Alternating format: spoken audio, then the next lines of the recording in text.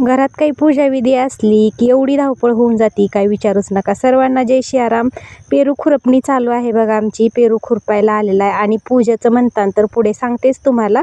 इकडे पेरूच्या बागेत आपल्या पेरूच्या बागेला मोठे मोठे पेरू लागलेत. बरे काही तर आम्ही तोडूनच टाकतो जराशे मिडियम साईजचे, कारण आम्हाला इतक्या लवकर फळ धरायचं नाही. गवत तर इतकं झालंय जणू काय आम्ही बांधाचं गवत उपटतोय असं वाटतंय. आणि इकडे माझी पात राहिली होती बघा मागं, कारण पूजेचं सामान यांना सांगायचं होतं. हे गेले होते येरमाळ्याला खावा देण्यासाठी आणि उद्या आमच्यात पूजा आहे ना, त्यासाठी मग इकडं सामान सांगण्यात माझी पात महाग राहून गेली. इकडं 5 वाजलेले होते. मम्मीला खूप मोठा पेरू सापडलेला होता आणि माझ्या पण समोर एका झाडाला पेरू होता, पण एवढा काय म्हणजे पकलेला नव्हता, जरा कच्चाच होता. मग तो पण नाही तोडला. म्हटलं जाऊ द्या, पुढल्या वेळेस तोडता येईल. आणि इकडं छान असा चहा केला. श्रेयानं आणली होती मॅगी. लेकरांना असं काहीतरी नवीन नवीन खाण्याचं सतत येड असतं बघा. आणि इकडं पूजेचं साहित्य मगाशी म्हटल्याप्रमाणे हे पूजेचं साहित्य आणले. आम्हाला उदक पूजा करायची आहे, जी की त्र्यंबकेश्वरला जाऊन आम्ही ही पितृदोष काढलेला आहे आणि त्याची उदक शांती करायची असते. म्हणून ह्या पूजेची सगळी तयारी केलेली आहे.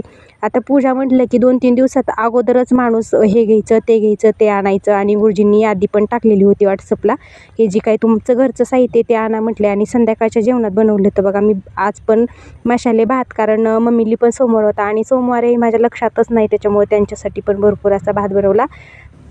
पिऊचं इथं आलं होतं पार्सल दुपारी, आणि पार्सल आता आम्ही सगळे शेतात असल्यामुळं पार्सलचं कसं कोण घेणार. मग तिथे एक किराणा स्टोअर्समध्ये ठेवलेलं होतं. ती रात्री पार्सल आलं.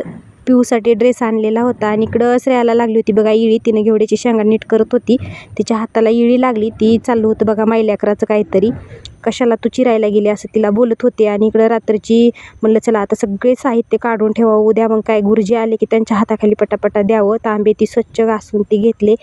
खूप सतत घाण होतात ही भांडी, तांबडे भांडीतनं सारखं घाण होतात आणि ती स्वच्छ अशी लिंबाने मिठाने मी घासून घेतलेली होती.